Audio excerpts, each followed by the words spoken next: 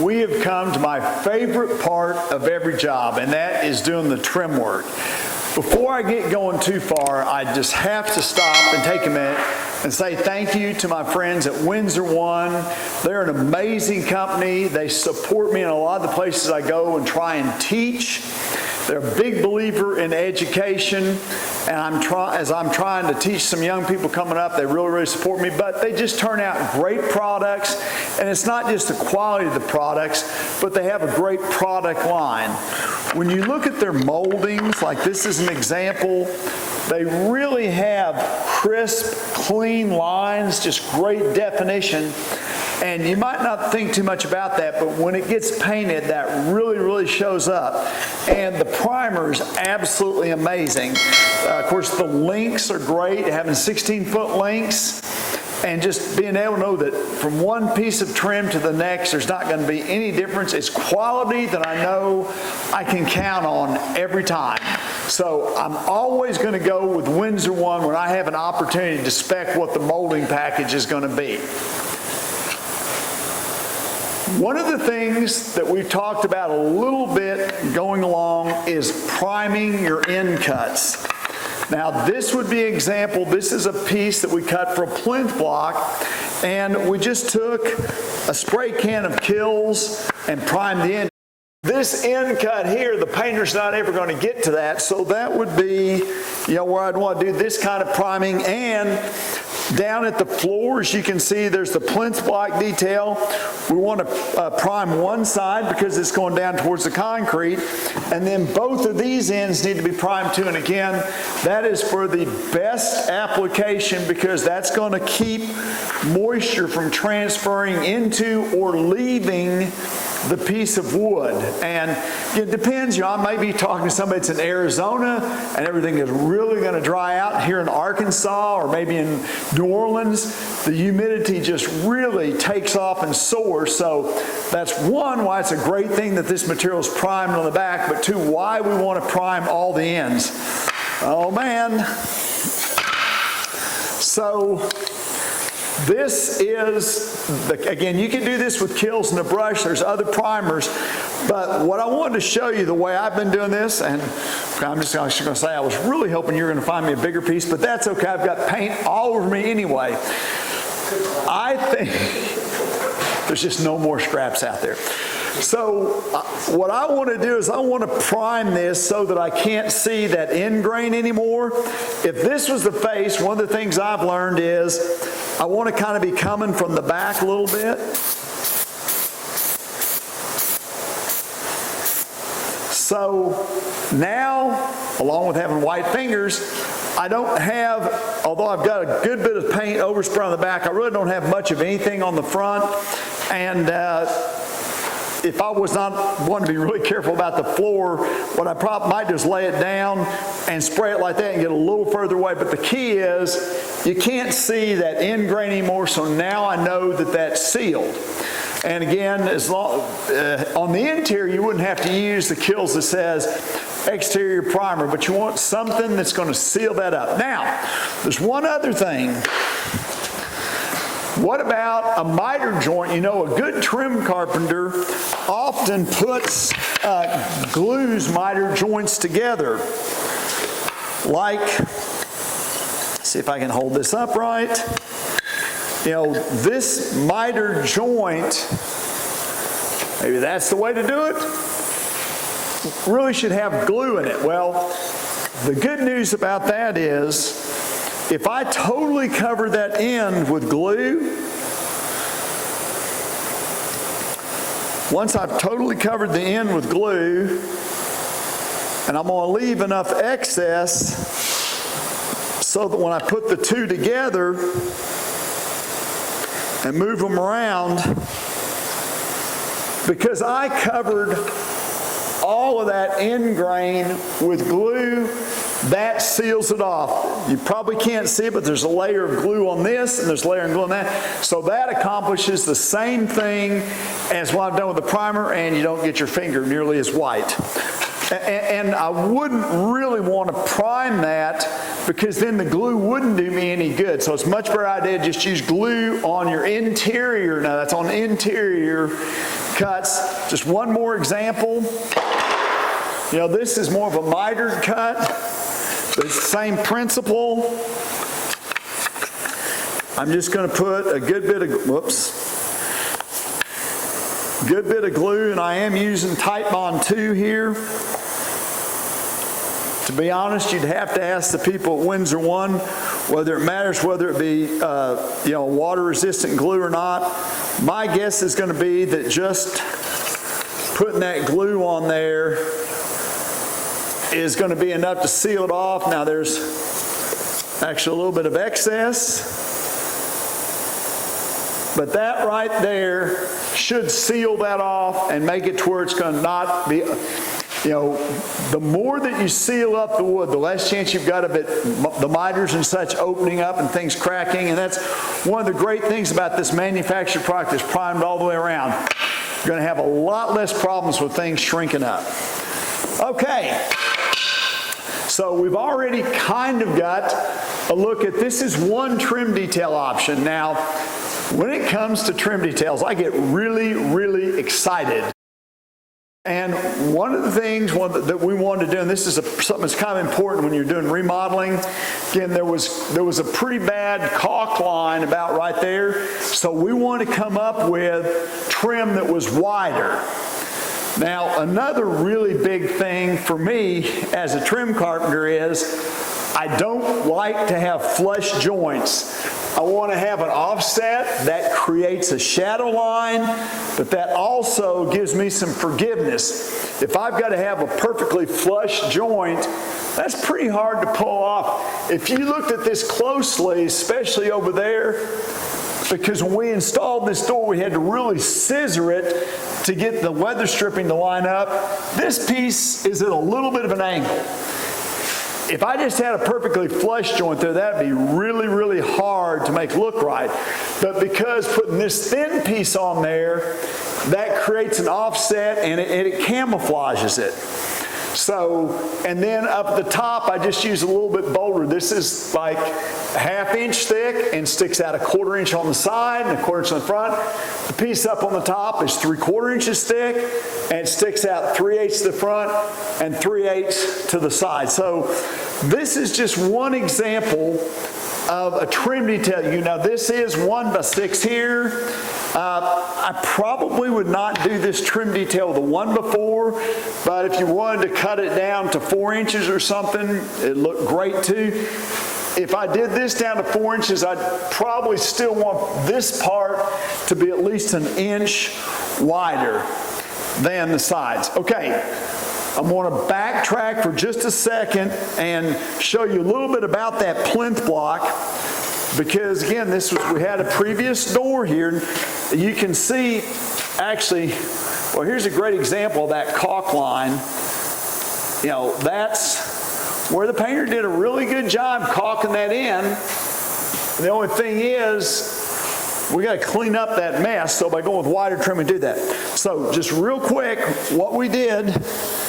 Now, one of my principles about this plinth block is, it is 5½ inches wide, which matches our casing piece, but it should always be at least an inch taller than it is wide. In other words, if this were 5½ by 5½, it just wouldn't look really good. Now, if this was in the main part of the house, and we were going to have a 10-inch tall baseboard, then we'd want this to be just a tiny bit taller than the baseboard. But kind of the minimum for me is it needs to be at least an inch taller than it is wide. And what we did was we just put it in place, and on these exterior door jambs, we're leaving about a ½ inch reveal. If we got to an interior door jamb, we'd probably leave 1/4 to 3/16. But normally on these exterior door jambs, they're thicker and you leave a little bit more of a reveal. And part of that's to get out past the threshold. So I laid the piece in place and just it was lapping over the baseboard. So I just took the multi-tool and cut it out. So now we're up against the baseboard. And so I'm just going to take some of our 18 gauge brads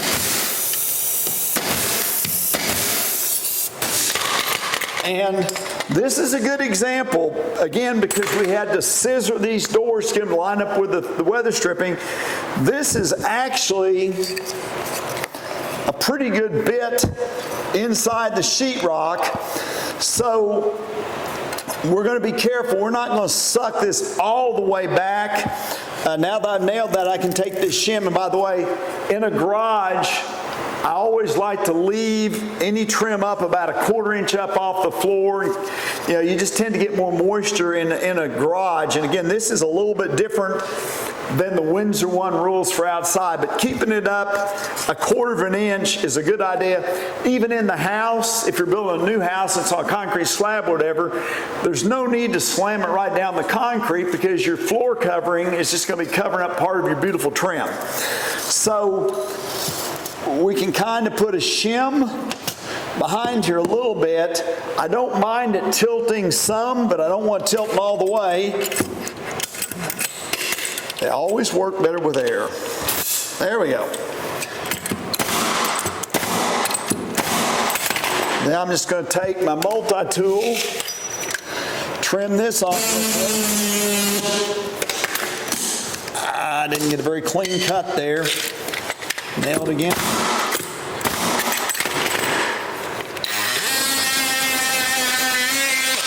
Okay.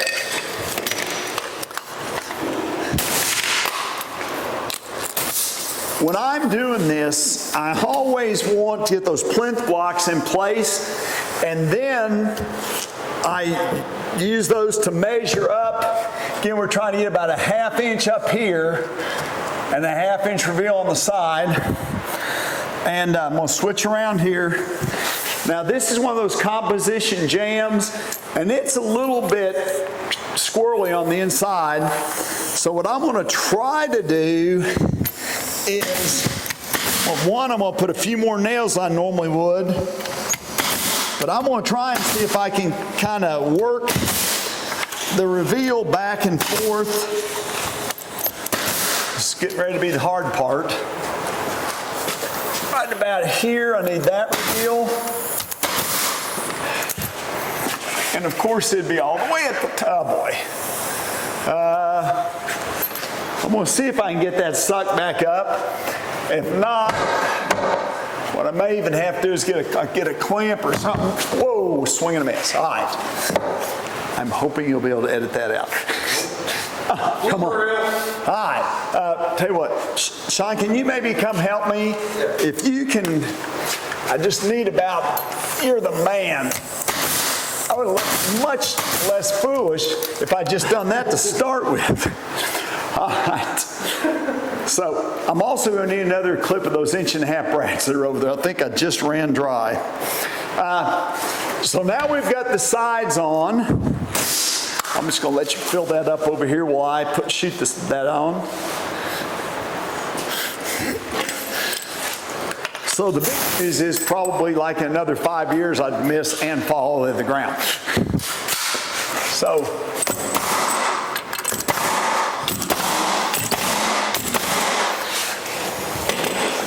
So the cameraman, and Sean has been helping me, was very, very patient with me because once I got started, I want to show some other options for header details. And by the way, all we're showing is the kind of trim detail where you can put a header across it. There's all manner of trim details that have a miter joint. And again, the Windsor One catalog is full of so many great options. I kind of get excited about it when I start talking about it. I had to reel myself back in. There's actually 2 or 3 more pieces of trim here that I could have used for more options. But here's some of the options. Well, first, but then I want to start out with, I talked about that header detail. And again, this is a good detail. I just want to show the end of it. It's just a flat piece, and a smaller, thinner flat piece there. The key is the measurement from here to here, and this is going to be the case with almost all these header details. The measurement from there to there is this. So that's your starting point, but then for interest, we want to create some offsets, some steps in and out. And for this particular fairly simple one, you know, this steps out 3/8 to the 3/8 to the front and 3/8 to the end, a quarter here and a quarter there. And it is, to me, a very big deal that this is a 1/2 inch and not 3/4. If you really want to get going, that looks wonderful if you take a router and round over those edges, but just saying.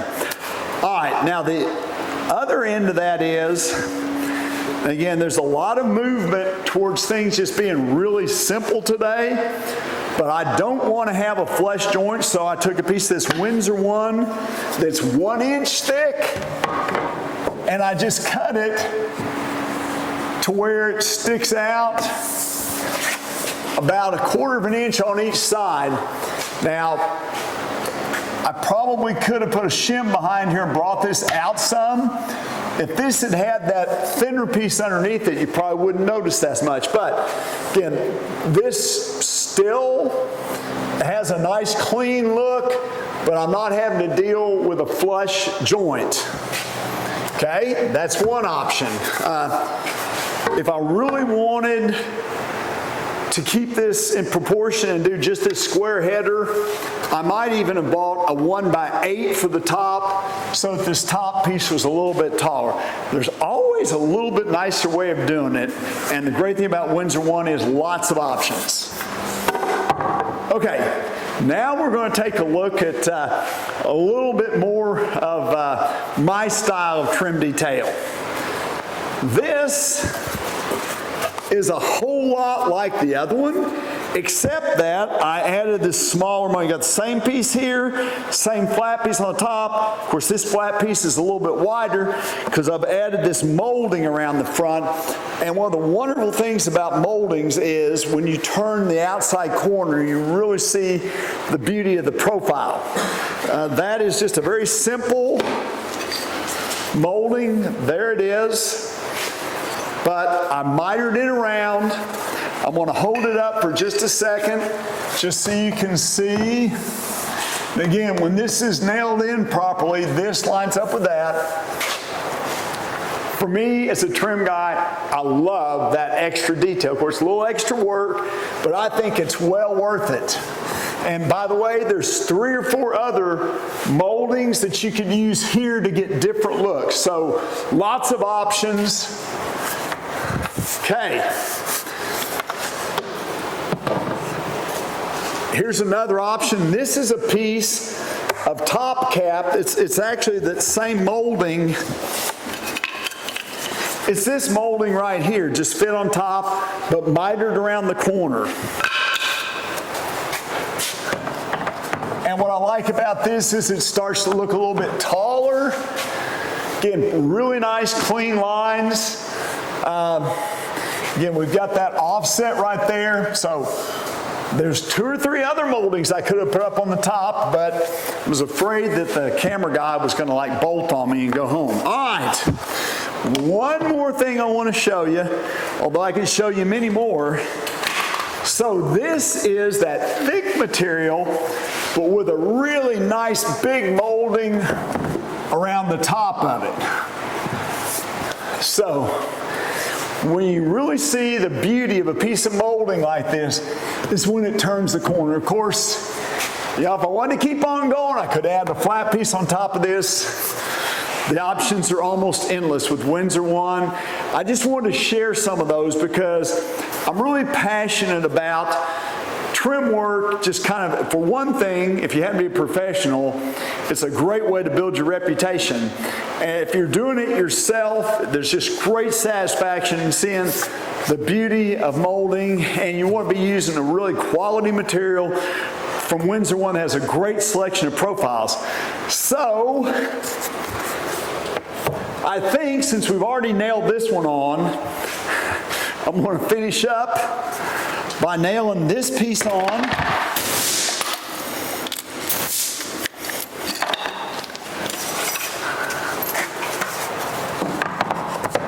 Again, I'm lining it up right there. Now actually, I may be able to catch a little bit right there. Not a whole lot to nail on this. I think I'm hitting something.